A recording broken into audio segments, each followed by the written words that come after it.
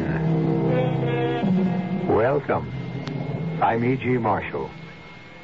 None of us is immune to that old game about people once in the public eye. I suppose you could call it the whatever happened to game. In this case, the woman generally considered the most beautiful and desirable in the world, Marcy Herrick. The first accident, of course, was a 10-day wonder. But the second didn't get as much publicity, though it took Marcy into a coma and eventually forever out of sight and out of mind. All right, clear the area. How do they always know, nurse? Disaster hounds, I don't know, Sergeant. They always sniff it out, chase the ambulance if it's anyone in the news. Who is it this time? Marcy Herrick. Same old problem. Barbiturate poison? What else? Check the intern. She's in coma. They'll butt over tea kettle all the way downstairs for good measure. Yeah. Know what I thought when I got the call? Let the lady be. I mean, considering that what she's got is a hell of a lot more than any one of us have. That Never Land she keeps trying to get back to sure must be something special.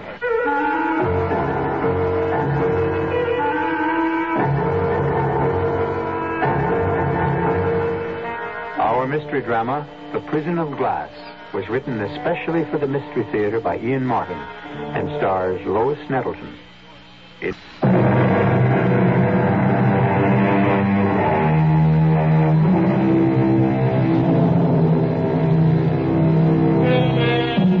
Marcy Herrick, an American symbol.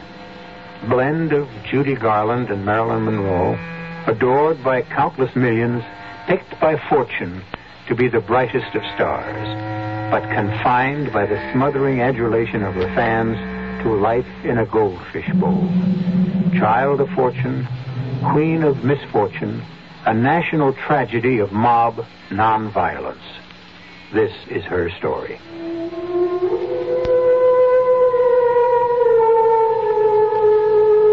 All my life, I dreamed of being here, inside this glass paperweight, with the feathery snow under my feet, and the dark little house with the bright red door beckoning to me to enter it and discover its secrets at last. No more wondering if I could really see a tiny shadow across the window under the eaves, or the handsome, dark face I pretended to myself looked out from the oriel window on the ground floor.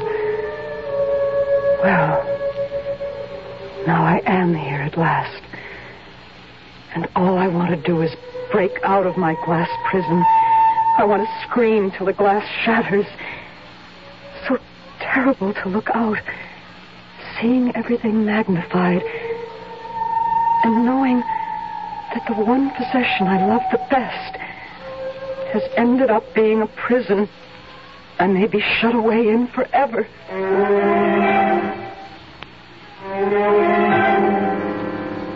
Marcy, where are you? In the living room, Mother. What are you doing? Oh, playing with this paperweight. How pretty the snowstorm is. So many years since I saw snow and since... Don't you ever get over Fred. Get him off your mind. Pop? No.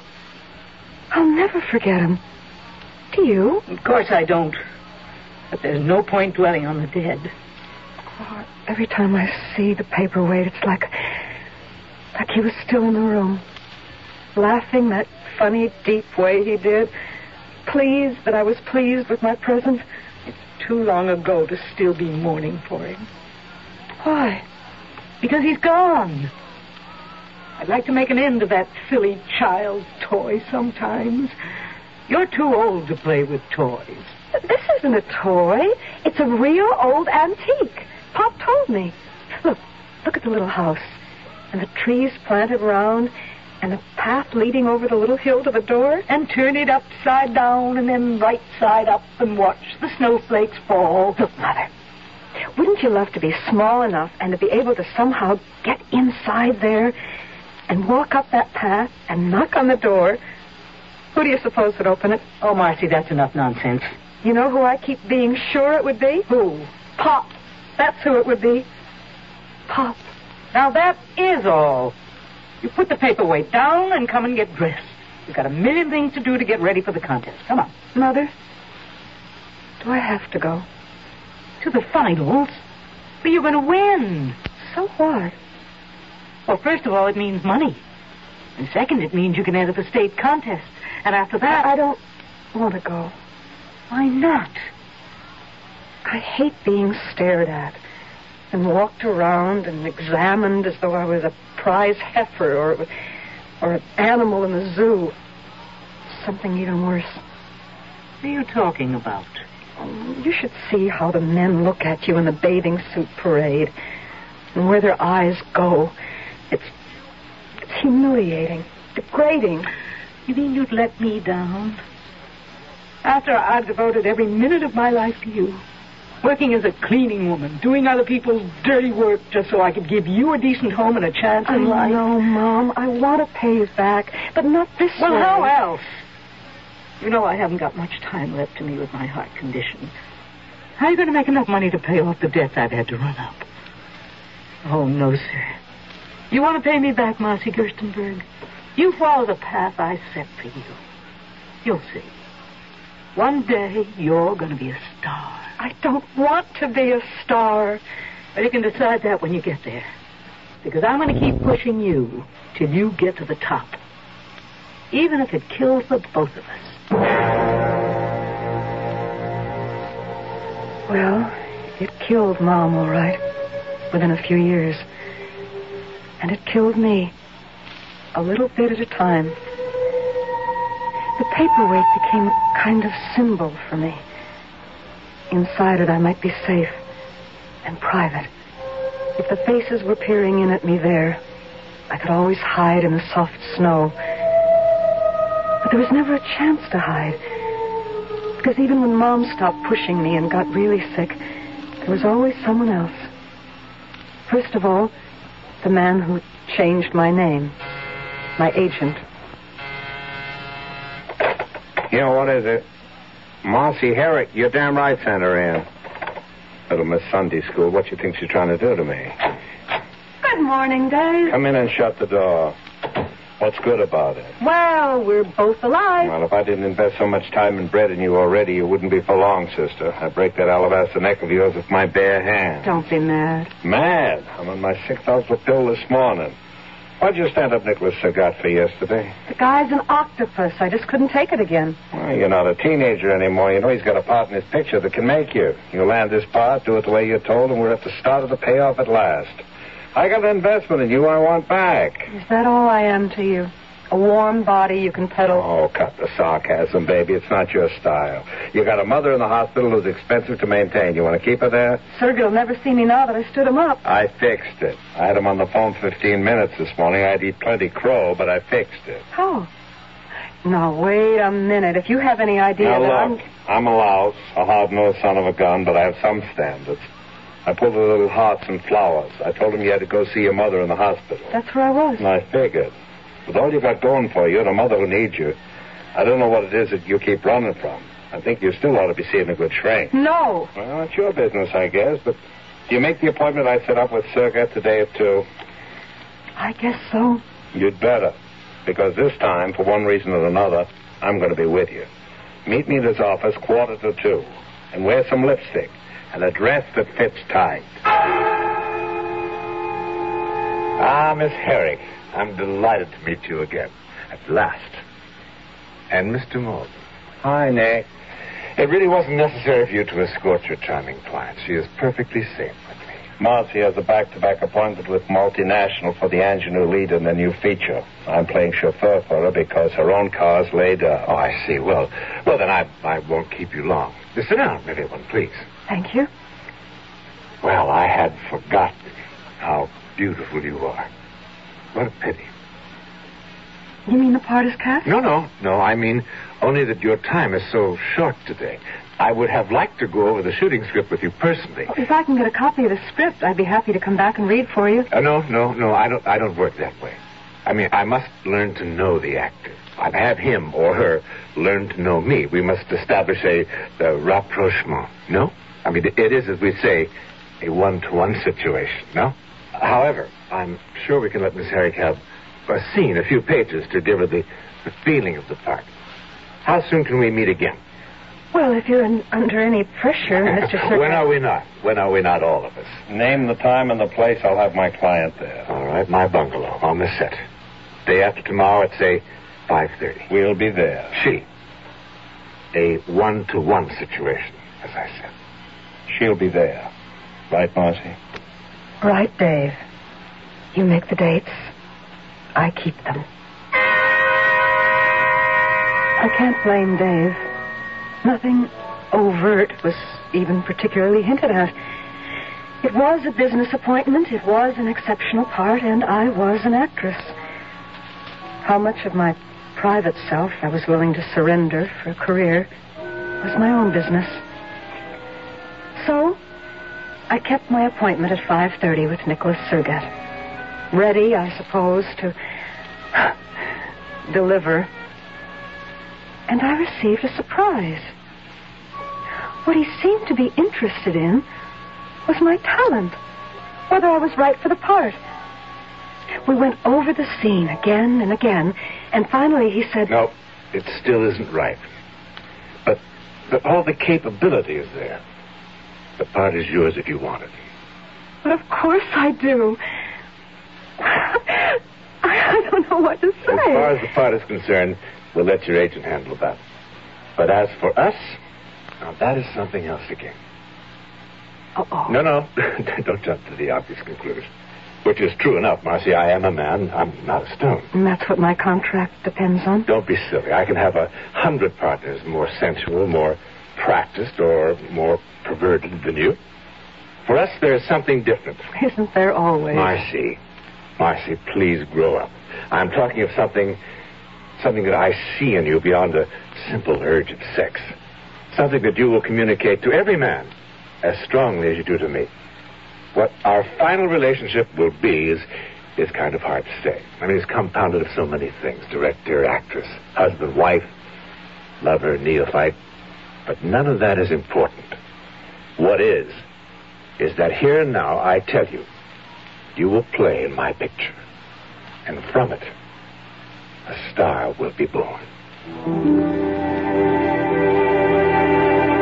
Oh, he was persuasive and passionate, and he made me believe him. Incredible to think that we never recognize, except in hindsight, the turning points of life. And that in this moment, with these few words, Nicholas Surgat had shaped my future entrapment and sealed his own death at my hands.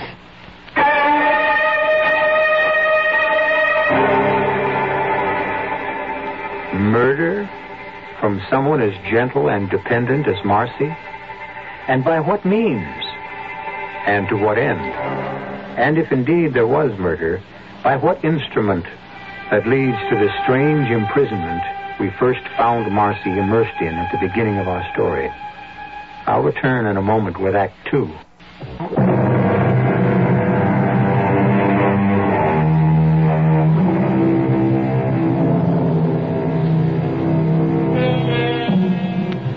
Most of you will be old enough, I imagine, to remember the headlines at the time. Marcy Herrick, injured in fall. Beloved star in coma. Even if you don't remember them, they have little significance, for this is the true story behind those headlines. A story best told by Marcy herself. I played in Nick's picture, an experience I don't know if I'd want to live through again, except it shaped my life. All right, now let's have it absolutely quiet. We have the sticks. Action. But really, there's nothing to explain. You've made yourself perfectly clear. I have my options.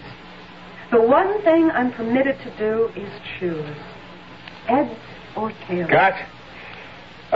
Okay. Just bury that. Kill the lights. We're on a break. Marcy, come on. I'll talk to you in your dressing room. I don't care what the lines seem to say, darling. It's what they mean. what they must convey to the audience. Oh, what should they convey except exactly what they say? Well, please stop talking from the naivete of your own personal morals. You think you have any choice? Why shouldn't I? Because this picture has nothing to do with your own personal little Never Never Land. That's why. It's real. It's here. It's where it's at. In the particular situation you find yourself in this script, in the part you are playing, you have no choice. And in spite of what you say, you have to know that. That I have no choice? Exactly. Then I'm playing myself? Exactly. Why do you think you were cast in this? Because you think that's all I'm capable of doing. Because I think that's what the audience wants to see, to buy. Because the quality of you is going to make you a star. What does that mean? It's a dichotomy, a contradiction, a fascinating enigma. The girl with everything, looks, figure, sex, a voice that ripples through everyone from the heart right down. And yet... And yet what? The other side. The feeling of a little girl lost that everyone wants to protect, to fuss over, arrange for, shield from harm. But I don't need to be shielded. And I'm not a sex symbol. The truth is you need a guardian, if not a lover. Now, I want to be both. We ought to be married. I'm not ready to be married yet. Perhaps not. But for your mother's sake, I think you better be. What's my mother got to do with this? Everything. She has a dream for you that she knows you'll never win for yourself. A dream that might occur to you that I don't share. Don't be ridiculous. There isn't a girl in the world who would pass up the chance to be a star. I won't even answer that. I just want to know how you know about my mother. Okay. I went to visit her in the hospital. My old world upbringing, perhaps. One asks the parents of the girl one wants to marry for their permission, or at least tacit agreement. Since the father is dead, one goes to the mother. Oh, good Lord, it's happening all over again. I'm not a person, I'm a commodity. Oh, why can't you all just leave me alone? To be what? To be I don't know what. I never even seem to have a chance to find out for myself. To be Marcy Gerstenberg, first off, After I guess. This picture, Marcy Gerstenberg will no longer exist. There will only be Marcy Herrick. And if I don't want to be Marcy Herrick? Pretty hard to escape. There's also one contract I don't think you could break. What? An unwritten one. It's with a very sick lady in the hospital. Mom? Your mother. Who's going to have open heart surgery. Very expensive surgery. Don't. Listen, Marcy. Darling, what is it you're afraid of? I mean, most girls would give their eye teeth for the career that beckons you. Why in the world don't you want it? I don't know. Because I want simpler things. A man to love, children, never to ask anything more from them than they want to give. Some time to myself. I need that.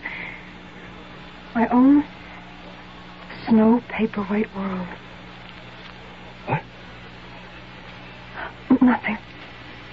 Just a special thing of my own.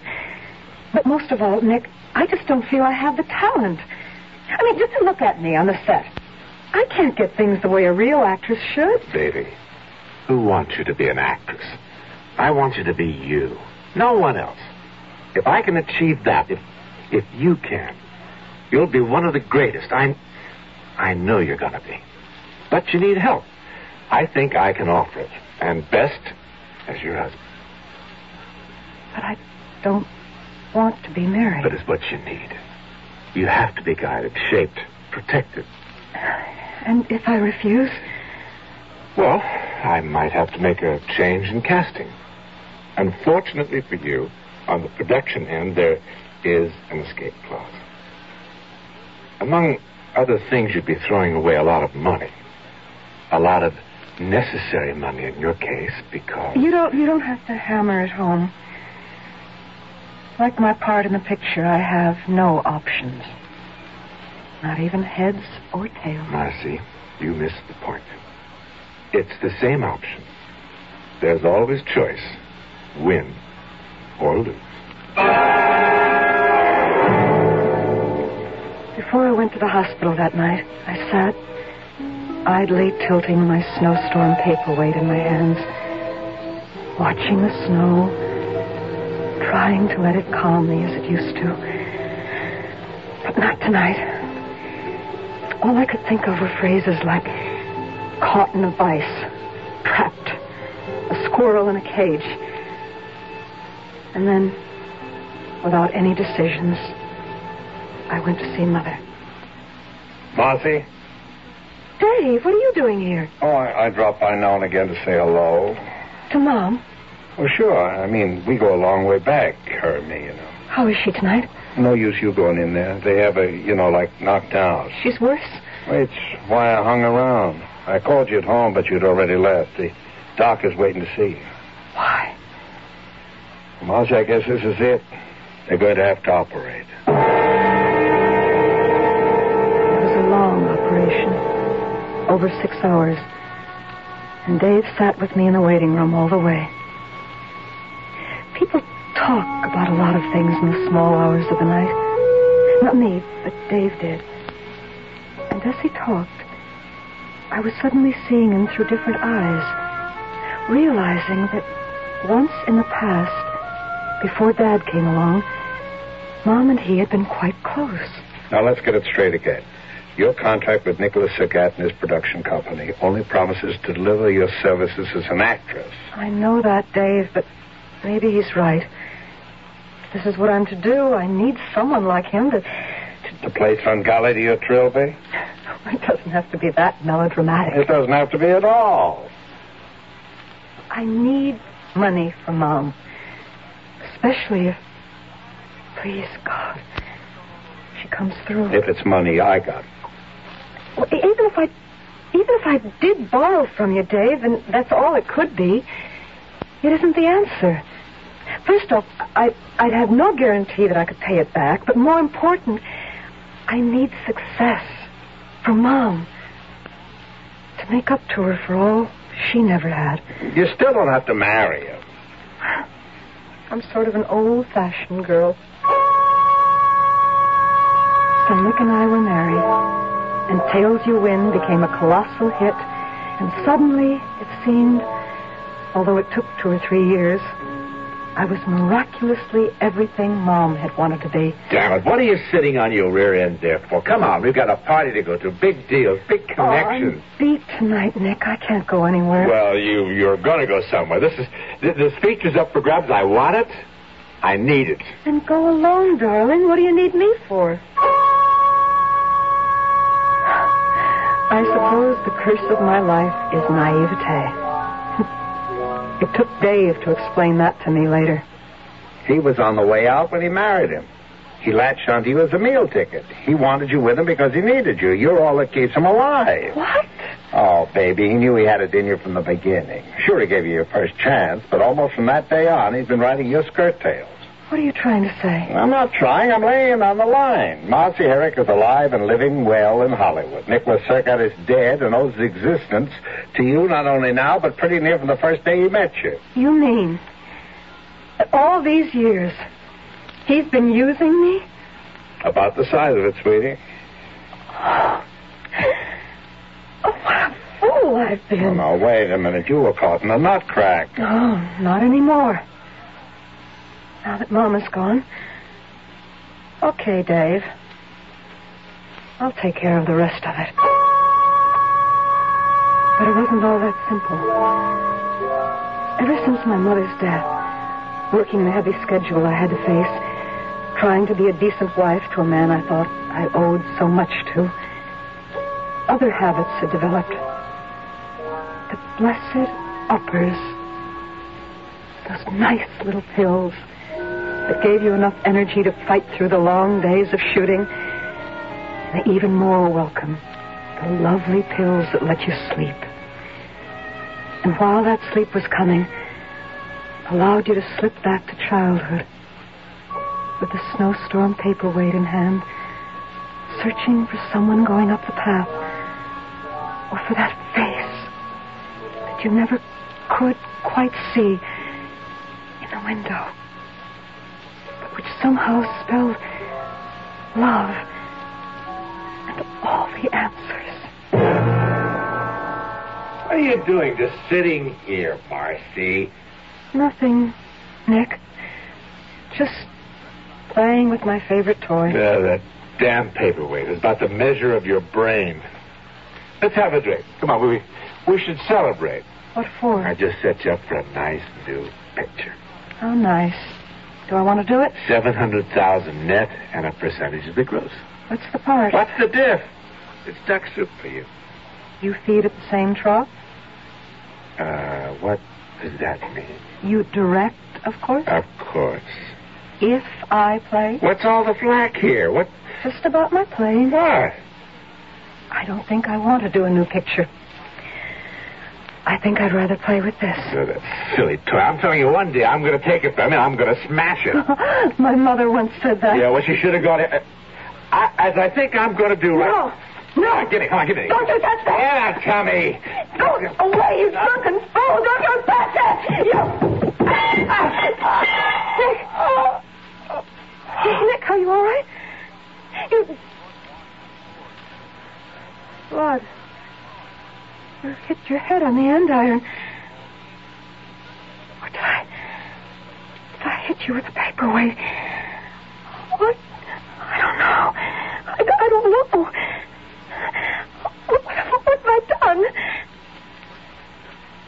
I killed him.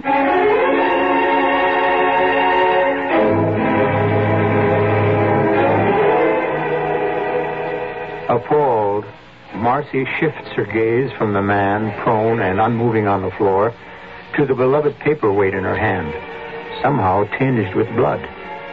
Accident or murder? We don't know yet. Even in the mildest of people, the force is unleashed when their privacy is invaded, or something they treasure threatened, are as primeval as the tiger that lives in all of us. I'll return shortly with Act 3.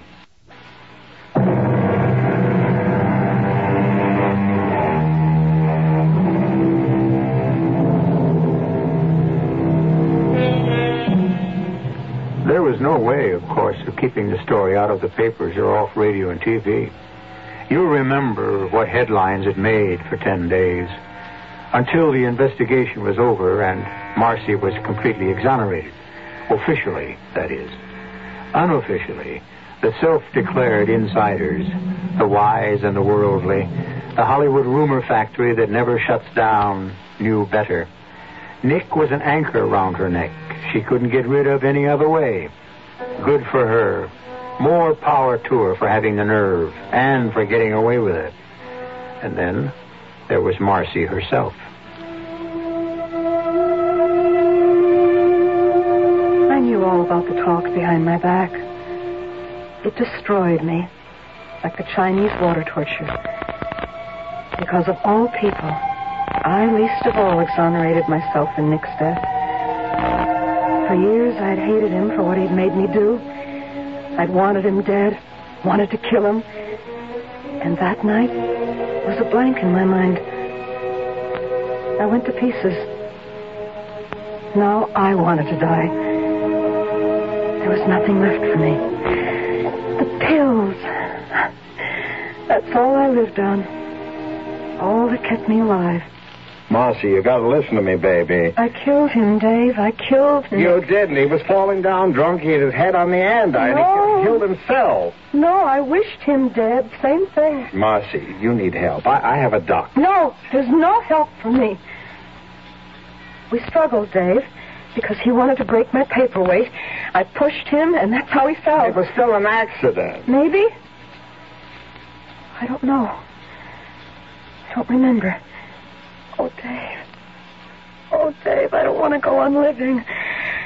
There's nothing left. Oh, now, knock that off. I've got 3 major features lined up for you as soon as you put yourself together. But you've got to get some help There's first. no help for me anywhere.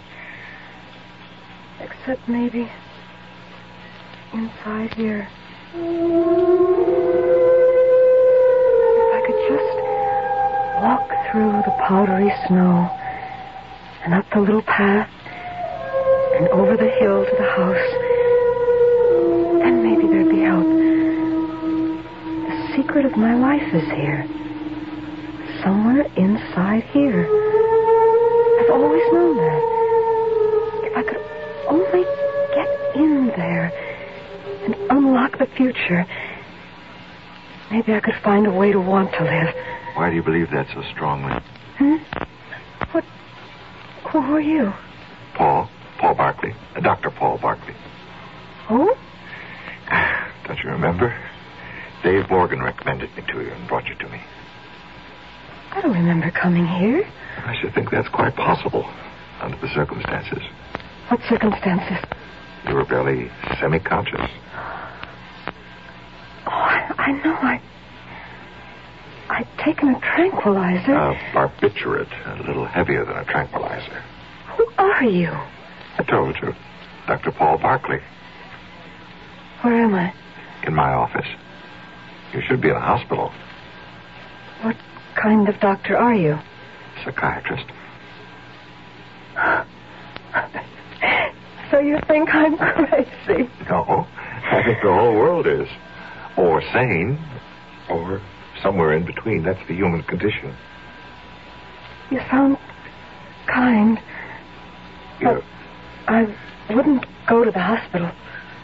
But you would come to see me here? It wouldn't do any good. But you could try. After all, we have met and become acquainted. It isn't as if you're buying a pig in a poke. A pig in... My father used to say that. So did mine. That gives us something in common. You liked your father, didn't you? Oh, yes. Didn't you yours? Oh, yeah, we got along just fine. Still do. Oh, you're so lucky. Mine is... A long, long time ago. Not for me. It always seems just like yesterday. I'm sorry. Why did you love your father so much? Oh, he sort of didn't care. I mean, everything rolled off his back. You know? And Mother was always doing and planning and pushing herself and me and everyone. But Dad always found time to sit back and chuckle, tell a funny story. You didn't like your mother? I loved her. Maybe you were a little jealous of her. Why would I be jealous of her? Because she was the one who was married to your father, not you. The paperweight isn't an obsession with me. I just love it because... Because what? Because it was the last present he ever gave me. And all this stuff about wanting to lose yourself inside it. Oh, I don't know. I don't know. I think it's because when I became famous, I felt I was living in a goldfish bowl. There was no place to hide. And then after, I'd keep thinking, somehow, if I were in there, I'd find out the real truth about me. Well, aren't you beginning to get a glimmering of the truth just from all our talks? I don't know what you mean. Tell me. It wouldn't do any good for me to tell you, Marcy. You have to find that out for yourself. I didn't know what Paul meant, but I did know one thing. More and more every day I was conscious of it. For the first time in my adult life, I was in love. I was hopelessly, deeply in love with Paul Barkley. Something I don't think he could know. Or would be talking about. You've got to be kidding, Paul. I wish I were. Yeah, but just when you're really beginning to help her, get her back to herself. I've got to disqualify myself now. It's too dangerous. Just because Marcy's fallen in love with you? Isn't that part of the whole analysis picture? The transference of love, hate. The psychoanalyst takes the place of the, well, in this case, the father. Sure, that's one thing that happened. Be expected. One reason I have to bow out. Well, I don't get it. All right. I'll put it as simply as possible. In this case, I can no longer be objective or handle it. Because, you see, the tables are turned. The doctor has fallen in love with his patient. Oh, but don't worry, Dave. I have the best men in the business ready to take over. The only trouble was I didn't want the best men in the business. I wanted Paul. And when I found I wasn't to have him, never dreaming how he felt about me, it was my father again. And the only way I could find him was to cross the border to where he was. That's why I took the overdose of pills. And that's why, barely conscious as they took hold, some instinct of preservation helped me drag myself from the bed and head for downstairs in the open air. I never made it. Instead, I stumbled at the head of the stairs and pitched helplessly like a rag doll to a senseless heap at the bottom. What's happening, Paul? How is Marcy? Some superficial bruises, nothing. Well, is she conscious? No. Well, she's still in coma. From the pills? No, that's impossible. The hospital is taking care of to get them completely out of her system. Then it's the fall. No. There's no indication that that's the cause. But why is she in a coma? One of the aspects of the problem, catatonia. Fortunately, one of the easiest in its early stages to correct. I don't care what medical name it is. How do you bring her out of it? That's a good question. I wish I knew. I have a key, but it's too late to use it to unlock Marcy's jail. When I first found myself locked inside the glass paperweight, I had no fear, only a surging sense of joy that at last I was where I wanted to be. I hurried up the path through the gently falling snow, which was warm and almost tickled like feathers, to knock on the little red door. Who is it? Wait a minute. Yeah? Pop! Who are you? Marcy! It's been a long time. I don't remember so long. Oh, you couldn't forget me. We were so close, Pop. You and me. So close. The only thing close to me, Bright Eyes, is this little model. Or the next one. Or the next one after that. You mean I just made you up? The way I wanted you to be? Not the way you were at all. Maybe. What's the difference? That's your problem. Thanks. For what? For telling me. For waking me up.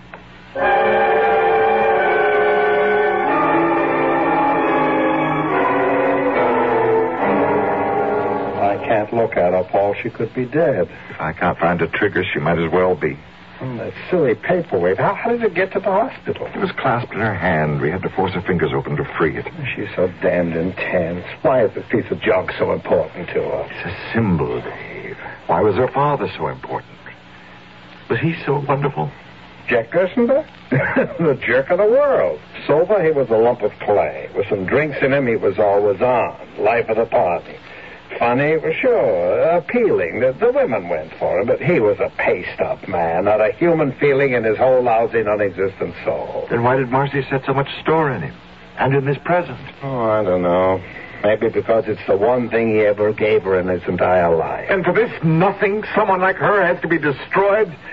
Oh, damn him and damn this silly thing. Somebody ought to have got rid of it long ago. Oh. I must be out of my mind. Why would I do a thing like that? Maybe because the man upstairs, if there is one, put it in your mind. Look. Oh, Paul. Oh, Marcy. Paul, where are you? Marcy. I need you. I'm right here, Marcy. Right where you can touch and feel me. Oh, don't go away. Please. Don't you ever worry. I'll never be farther from you than a whisper can carry.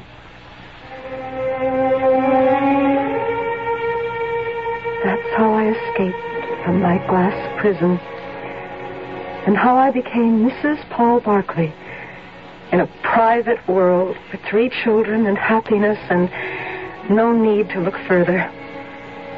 So, to the press and all the media, I am no longer news or interesting, even to you who are listening. The story is finished. The beginning of everything for me, but for you, the end.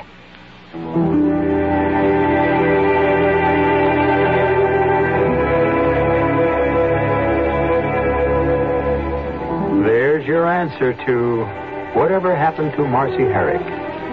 This time, I'm as happy to tell you as I am happy with the answer. One further thing to add, but after I return shortly.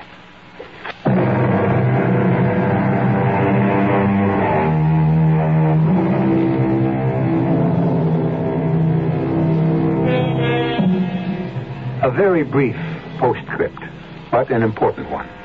Neither I, nor Marcy, nor Dr. Paul Barkley would like to leave the impression that she was miraculously cured overnight. The ravages of the mind must be mended as carefully as those of the body, but with time, care, and equal devotion from patient and doctor, more and more of them, as we advance, even in adversity, can be and are.